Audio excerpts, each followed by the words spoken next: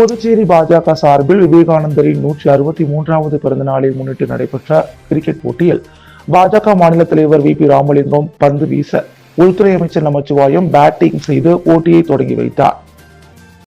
புதுச்சேரி பாஜக சார்பாக விவேகானந்தரின் 163வது பிறந்த நாளை முன்னிட்டு மாபெரும் கிரிக்கெட் போட்டி அண்ணா திடலில் இன்று தொடங்கியது. இதில் சிறப்பு விருந்தினராக பாஜக மாநில தலைவர் வி பி ராமலிங்கம் மற்றும் உள்துறை அமைச்சர் நமச்சிவாயம் ஆகியோர் பங்கேற்று விவேகானந்தரின் உருவப்படத்திற்கு மலர் தூவி மரியாதை செலுத்தி இருவரும் கிரிக்கெட் விளையாடி போட்டியை தொடங்கி வைத்தனர். இந்த போட்டியில் புதுச்சேரி காரைக்காலில் இருந்து சுமார் 65 அணிகள் பங்கேற்று விளையாடுகின்றன. 10 ஓவர் போட்டியானது நாக் அவுட் முறையில் நடைபெறுகிறது.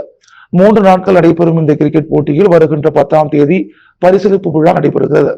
இதில் வெற்றி பெறும் வீரர்களுக்கு அவர்களை ஊக்குவிக்கும் வகையில் 4 லட்சம் ரூபாய் மதிப்பிலான பரிசு தொகைகள் மற்றும் சான்றிதழ்களுடன் விருதுகளும் கோப்பைகளும் வழங்கப்பட உள்ளது. இந்த நிகழ்ச்சியில் பாஜக மாநில பொதுச் செயலாளர்கள் லட்சுமி நாராயணன், மோகன்குமார் உள்ளிட்ட அனைத்து பிரிவு நிர்வாகிகள் என அனைவரும் திரளாக கலந்து கொண்டனர். புதுச்சேரியில் புதிதாக இயக்கப்பட்ட மினி மின்சார பேருந்து ஓட்டுநர்கள் மற்றும் நடத்துனர்கள் தங்களுக்கு ஊதிய உயர்வு வழங்க வலியுறுத்தி பேருந்துகளை நிறுத்தி போராட்டத்தில் ஈடுபட்டு வருகின்றனர். புதுச்சேரியில் ஸ்மார்ட் சிட்டி திட்டத்தின் கீழ் புதுச்சேரி அரசின் போக்குவரத்து துறை சார்பில் தனியார் பங்களிப்புடன் ரூபாய் 23 கோடியில் 25 மின்சார பேருந்துகளை கடந்த அக்டோபர் 27ஆம் தேதி துணைநிலை ஆளுநர் கைலாஷ்நாதன், முதலமைச்சர் ரங்கசாமி ஆகியோர் துவக்கி வைத்தனர். புதுச்சேரியின் கிராம பகுதி உட்பட பல்வேறு பகுதியில் இப்பேருந்து இயக்கப்பட்டது. இதில் அரசு போக்குவரத்து கழக ஓட்டுநர் நடத்துனர்கள் உட்பட தனியார் நடத்துனர் ஓட்டுநர்கள் என 75 பேர் பணியாற்றி வருகின்றனர். அவர்களுக்கு குறைந்தபட்ச ஊதியமாக 21,000 வழங்கப்படும் என அறிவிக்கப்பட்ட நிலையில் 17,000 ரூபாய் மட்டுமே ஊதியம் வழங்கப்பட்டு வந்த நிலையில் கடந்த 1 மாதத்திற்கு முன்பாக அவர்கள் தங்களுக்கு ஊதியம் உயர்த்தி வழங்க வேண்டும் என ஒரு நாள் வேலை நிறுத்தத்தில் ஈடுபட்டனர். அதன் பின்பு நிர்வாகம் உறுதியளித்ததை அடுத்து வேலை நிறுத்தத்தை கைவிட்டு பணியாற்றினர். இந்நிலையில் நிர்வாகம் உறுதியளித்தபடி ஊதிய உயர்வு அளிக்கப்படவில்லை என்று கூறி இன்று காலை முதல் அனைத்து பேருந்துகளையும் நிறுத்தி ஓட்டுநர்கள் மற்றும் நடத்துனர்கள் போராட்டத்தில் ஈடுபட்டனர். நிர்வாகம் தற்போது வரை பேச்சுவார்த்தை நடத்தி வரும் நிலையில் பேச்சுவார்த்தையில் உடன்படாததால் 25 பேருந்துகளும் பணிமனையில் நிறுத்தி வைக்கப்பட்டுள்ளது.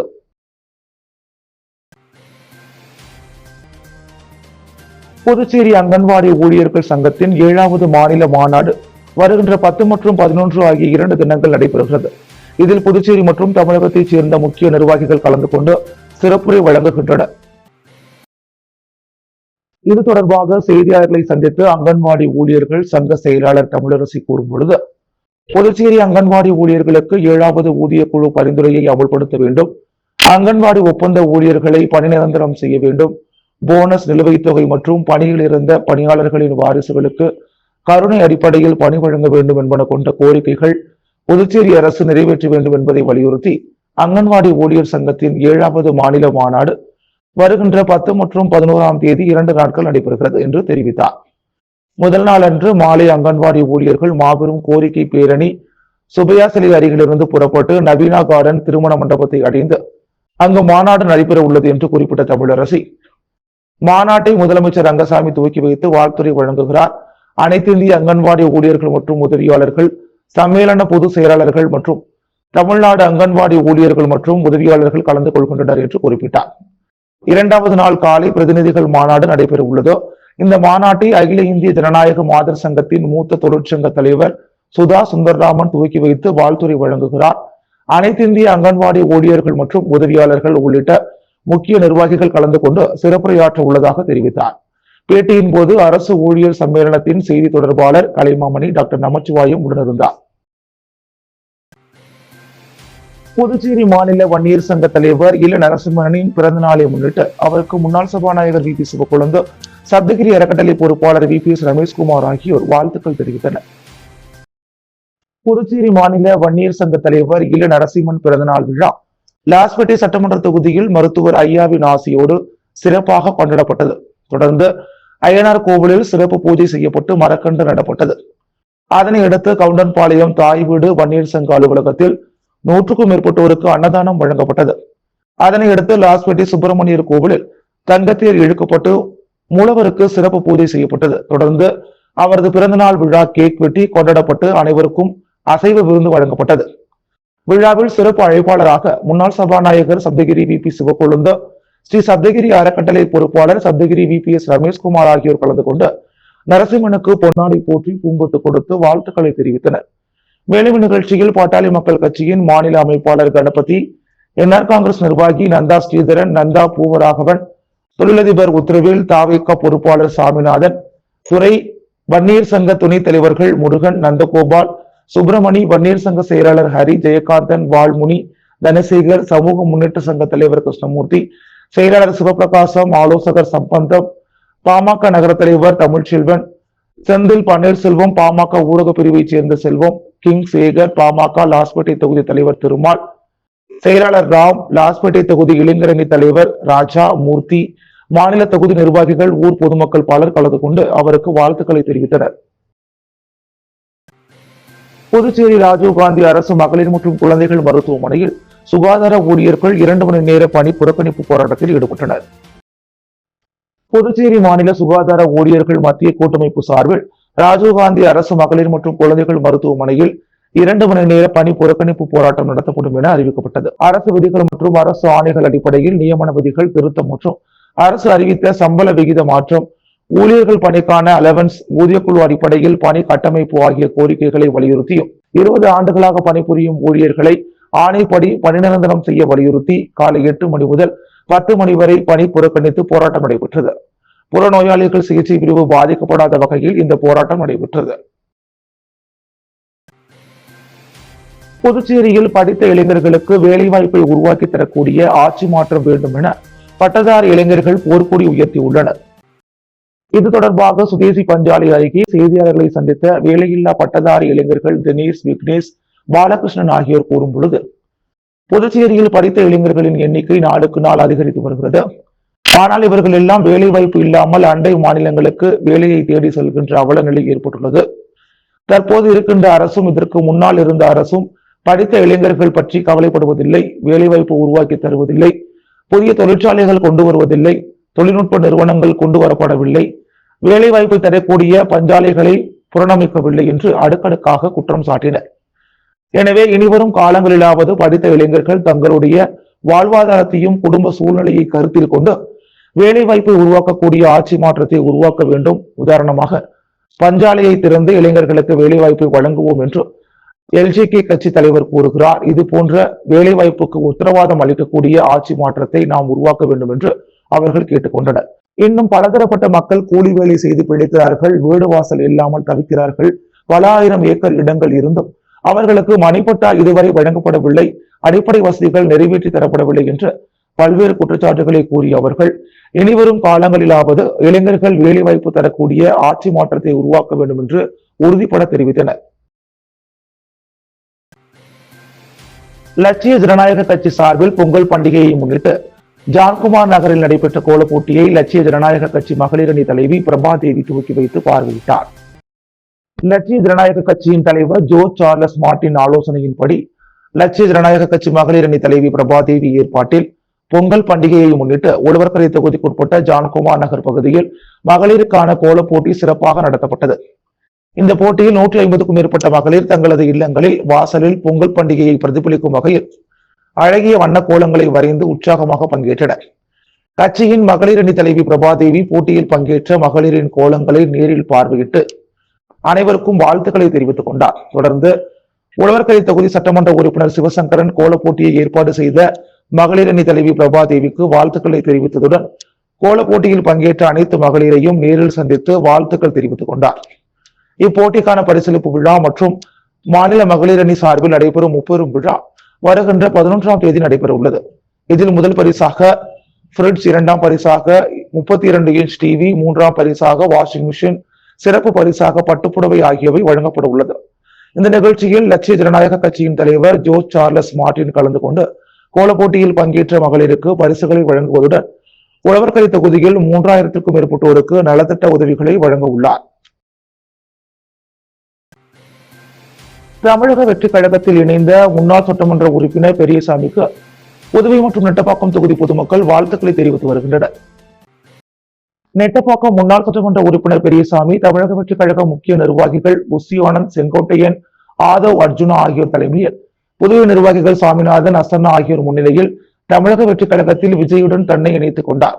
தாவேகாவில் இணைந்ததையொட்டி கட்சி நிர்வாகிகள், உறுப்பினர்கள், பிரபுகள், இளைஞர்கள், பெண்கள் உட்பட திரளான பொதுமக்கள் பெரியசாமியை சந்தித்து வாழ்த்து தெரிவித்தனர்.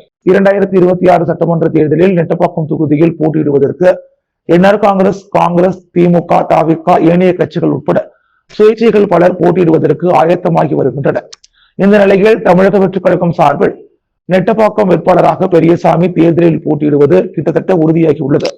தேர்தல் களம் சூடுபிடிக்க தொடங்கிய நிலையில் பல்வேறு கட்சிகளைச் சேர்ந்த நிர்வாகிகள், பொறுப்பாளர்கள் மகிழ்ச்சியில் உள்ளனர்.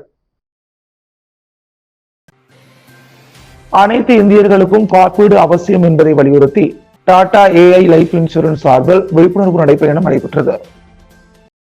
Puducherry Tata AIA life insurance சார்பில் 2047க்குள் அனைத்து இந்தியர்களுக்கும் காப்பீடு அவசியம் என்பதை வலியுறுத்தியும், இந்தியாவின் சுதந்திரத்தின் 100ஆண்டு விழாவை முன்னிட்டும் 2047க்குள் அனைத்து இந்தியர்களுக்கும் காப்பீடு என்ற தேசிய நோக்குடன் ஒரு மாபெரும் விழிப்புணர்வு இயக்கம் திட்டமிடப்பட்டது. இந்த வரலாற்று சிறப்புமிக்க நிகழ்வின் ஒரு பகுதியாக வாசன் ஐ கேர் மற்றும் ஜேசிஐ பிரெஞ்ச் சிட்டி இணைந்து மாபெரும் கண் பரிசோதனை முகாம் நடத்த ஒப்புதல் வழங்கியுள்ளது. இந்த நிலையில் இன்று அனைவருக்கும் காப்பீட்டை வலியுறுத்தி முதலியார்பேட்டை அஞ்சல் நிலையத்திலிருந்து மரப்பாலம் வரை விழிப்புணர்வு நடைபயணம் நடைபெற்றது. இந்த நிகழ்ச்சியில் சீனியர் கிளை மேலாளர் சத்யராஜ் மற்றும் ஜேசிஐ உறுப்பினர்கள் இணைந்து வழிநடத்தி நிகழ்ச்சியை சிறப்பித்தனர். புதுச்சேரி அரசு உடனே சிலம்பத்தை அங்கீகரித்து கல்வி வேலை வாய்ப்பில் இடஒதுக்கீடு வழங்க வேண்டும் உள்ளிட்ட பல்வேறு கோரிக்கைகளை வலியுறுத்தி சிலம்பம் விளையாட்டு சங்கங்களை ஒருங்கிணைத்து தமிழ் தேசிய பேரியக்கம் சார்பில் கோரிக்கை ஆர்ப்பாட்டம் நடைபெற்றது. சிலம்பம் விளையாட்டை இந்திய அரசு அங்கீகரித்து கல்வி வேலை வாய்ப்பில் இடஒதுக்கீடு வழங்கி வருகிறது. ஆனால் புதுச்சேரி அரசு சிலம்பம் விளையாட்டை இன்னும் அங்கீகரிக்கவில்லை. இடஒதுக்கீடு பெறும் விளையாட்டு பட்டியலில் சிலம்பத்தை சேர்க்கவில்லை. தமிழர் மண்ணான புதுச்சேரியில் தமிழர் வீர விளையாட்டான சிலம்பத்தை அங்கீகரிக்காமல் இருப்பது புதுச்சேரி அரசுக்கு அழகல்ல. புதுச்சேரி அரசு உடனே சிலம்பத்தை அங்கீகரித்து கல்வி வேலை வாய்ப்பில் இடஒதுக்கீடு வழங்க வேண்டும் உள்ளிட்ட பல்வேறு கோரிக்கைகளை வலியுறுத்தி சிலம்பம் விளையாட்டு சங்கங்களை ஒருங்கிணைத்து தமிழ் தேசிய பேரியக்கம் சார்பில் கோரிக்கை ஆர்ப்பாட்டம் இன்று அண்ணா சிலை அருகே நடைபெற்றது. இந்த ஆர்ப்பாட்டத்திற்கு புதுச்சேரி விளையாட்டு வீரர்கள் நல சங்க தலைவர் வளவன் தலைமை தாங்கினார். உருளையன்பேட்டை சட்டமன்ற உறுப்பினர் நேரு வாழ்த்துரை வழங்கினார். தமிழ் தேசிய பேரியக்க துணை பொதுச் செயலாளர் அருணபாரதி விளக்கவுரை ஆற்றினார். சுந்தர்ராசன், கரிகால் சோழன், சிலம்பாட்ட கழகம் பாகூர், விஜயகுமார், வந்தியத்தேவன் கலைக்கூடம், அரவிந்த் வீர ஆஞ்சநேயர் கலைக்கூடம், ஹரிசுரன் சிவு பவுண்டேஷன், கார்த்திகேயன் நரிமேடு இளைஞர் நற்பணி மன்றம், Ramesh John dynamic sports club, Praveen போர்க்கலை அகாடமி, தமிழ் தேசிய பேரியக்க துறவி கிளை செயலாளர் முருகன் ஆகியோர் முன்னிலை வகித்தனர். மக்கள் வாழ்வுரிமை இயக்க செயலாளர் ஜெகநாதன், தமிழர் களம் புதுச்சேரி அமைப்பாளர் அழகர், நாம் தமிழர் கட்சி மாநில தலைவர் ஞானப்பிரகாசம், நாம் தமிழர் கட்சி ரமேஷ், நாம் தமிழர் கட்சி வேலவன், புதுச்சேரி படைப்பாளர் இயக்க செயலாளர் புதுவை தமிழ் நெஞ்சன் ஆகியோர் கோரிக்கைகளை விளக்கி பேசினர்.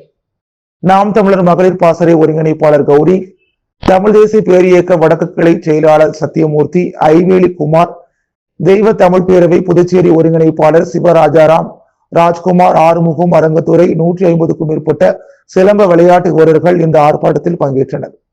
தமிழ் தேசிய பேரியக்க பாகூர் கிளை செயலாளரும் புதுச்சேரி சிலம்பம் மற்றும் அடிமுறை சங்க தலைவர் அன்பு நிலவன் நிகழ்வை ஒருங்கிணைத்தார்.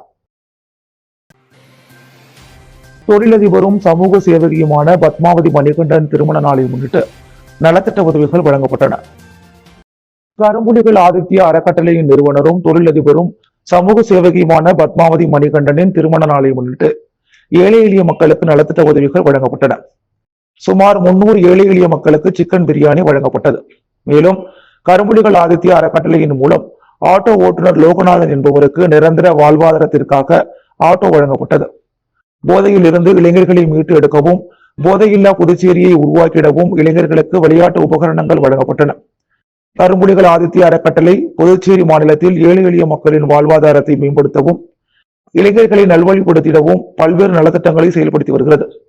அந்த வகையில் பத்மாவதி மணிகண்டனின் திருமண நாளை முன்னிட்டு நடைபெற்ற இந்த நலத்திட்ட உதவிகள் பலரது வாழ்க்கையில் ஒளியேற்றியுள்ளது. இந்நிகழ்ச்சியில் பத்மாவதி மணிகண்டன் பேசுகையில், இந்த திருமண நாளில் ஏழை எளிய மக்களுக்கு உதவி செய்வதில் நான் மகிழ்ச்சி அடைகிறேன். கரும்புலிகள் ஆதித்ய அறக்கட்டளை தொடர்ந்து ஏழை எளிய மக்களின் நலனிற்காக பாடுபடும். இளைஞர்கள் போதை பழக்கத்திற்கு அடிமையாகாமல் விளையாட்டுகளில் கவனம் செலுத்த வேண்டும். போதையில்லா புதுச்சேரியை உருவாக்க அனைவரும் ஒன்றிணைந்து செயல்பட வேண்டும் என்று கூறினார். ஆட்டோவை பெற்றுக்கொண்ட லோகநாதன் கூறுகையில், எனக்கு ஆட்டோ வழங்கிய பத்மாவதி மணிகண்டனுக்கு நான் மிகவும் கடமைப்பட்டிருக்கின்றேன். இந்த ஆட்டோ மூலம் நான் எனது குடும்பத்தை நன்றாக கவனித்துக் கொள்ள முடியும் என்றார். விளையாட்டு உபகரணங்களை பெற்றுக்கொண்ட இளைஞர்கள் கூறுகையில், கரும்புலிகள் ஆதித்ய அறக்கட்டளைக்கு எங்களது நன்றியை தெரிவித்துக் கொள்கின்றோம். இந்த விளையாட்டு உபகரணங்கள் மூலம் நாங்கள் விளையாட்டுகளில் அதிக கவனம் செலுத்தி போதை பழக்கத்திலிருந்து விடுபடுவோம் என்றனர். இந்நிகழ்ச்சியில் கரும்புலிகள் ஆதித்ய அறக்கட்டளையின் உறுப்பினர்கள் மற்றும் பொதுமக்கள் பலர் கலந்து கொண்டனர். பத்மாவதி மணிகண்டனின் திருமண நாள் சமூக சேவை நாளாக கொண்டாடப்பட்டது பலருக்கும் மகிழ்ச்சி அளித்தது. புதுச்சேரியில் வக்ஃபு வாரியத்தை அமைக்க வேண்டும் என்று புதுச்சேரி மாநில மக்கள் முன்னேற்ற கழக தலைவர் ராமதாஸ் அரசுக்கு கோரிக்கை விடுத்துள்ளார். புதுச்சேரி மாநில மக்கள் முன்னேற்ற கழக தலைவர் ராமதாஸ் வெளியிட்டுள்ள அறிக்கையில், அரசியல் அமைப்புப்படி உள்ளாட்சிகளுக்கு 14 ஆண்டுகளாக தேர்தல் நடத்தாமல் இருப்பது, மாநில பிற்படுத்தப்பட்டோர் ஆணையத்தை 7 ஆண்டுகளாக முடக்கி வைத்திருப்பது, 2009 பாராளுமன்றத்தால் நிறைவேற்றப்பட்ட குழந்தைகள் கல்வி பெறும் சட்டத்தை 16 ஆண்டுகளாக செயல்படுத்தாமல் உள்ளது, புதுச்சேரி தொழில்நுட்ப பல்கலைக்கழகத்திற்கு அதன் சட்டப்படி கடந்த 5 ஆண்டுகளாக நிர்வாக குழு அமைக்காமல் இருப்பது ஆகியவை சில சட்டத்தை மீறிய உதாரணங்கள். இந்த வரிசையில் புதுச்சேரி மாநில வக்ஃபு வாரியத்தை நியமிக்காமல் சட்டவிரோதமான செயலில் இந்த அரசு ஈடுபடுவதை கழகம் கண்டிக்கிறது.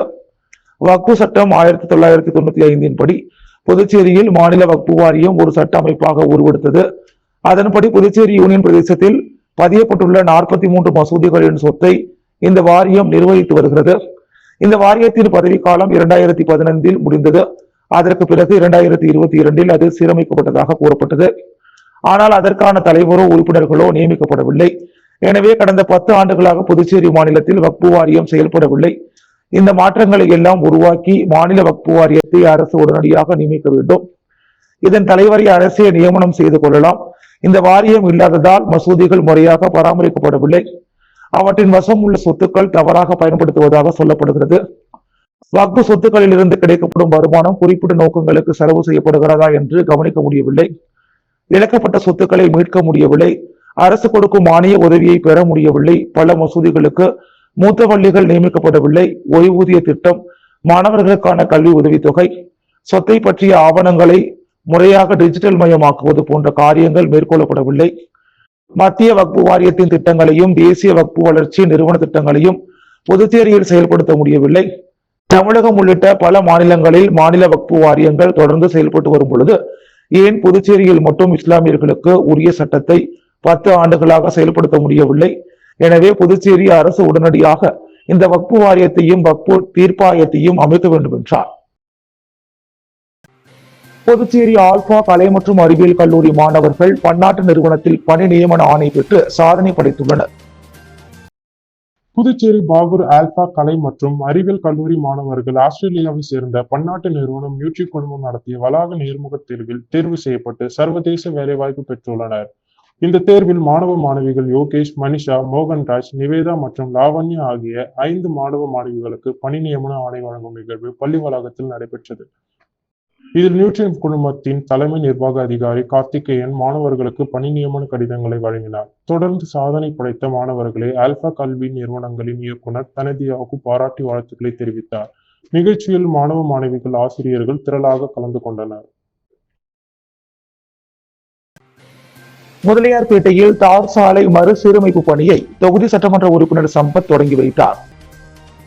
புதுவை முதலியார்பேட்டை, வசந்த நகர், ஏழுமலையா நகர் மற்றும் மறைமலை நகர் விரிவாக்கத்தில் உள்ள தார் சாலையை மறுசீரமைப்பு செய்து மேம்படுத்துவதற்கு 35,16,000 ரூபாய் மதிப்பிலான பணிகள் மேற்கொள்ளப்பட உள்ளது.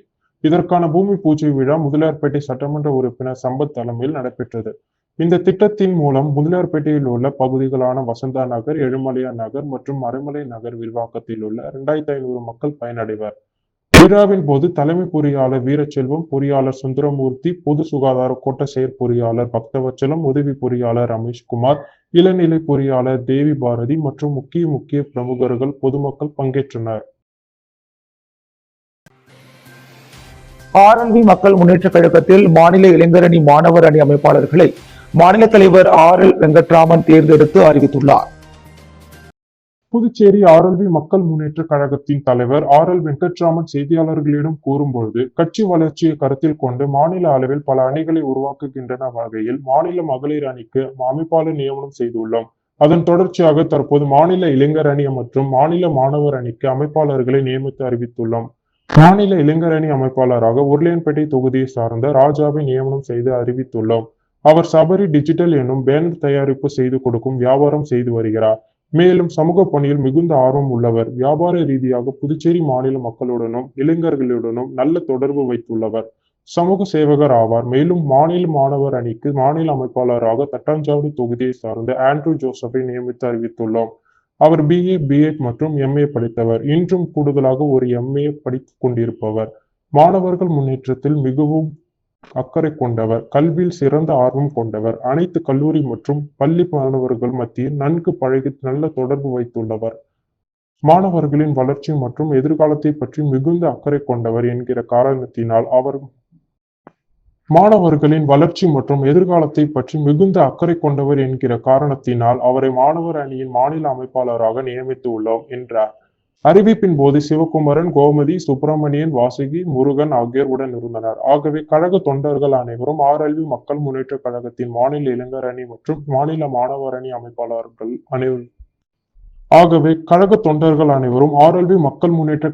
மாநில இளைஞர் அணி மற்றும் மாநில மாணவர் அணி அமைப்பாளர்கள் இருவருக்கும் முழு ஒத்துழைப்பு கொடுத்து கட்சி வளர்ச்சிக்கு உதவும் வகையில் செயல்பட வேண்டும் என்றார். தொடர்ந்து வெங்கட்ராமனுக்கு வாழ்த்துக்களை தெரிவித்தார். அன்றாட செய்திகளை உடனுக்குடன் தெரிந்து கொள்ள பாண்டி ஹெட்லைன்ஸ் சேனலுக்கு சப்ஸ்கிரைப் செய்து கொள்ளுங்கள்.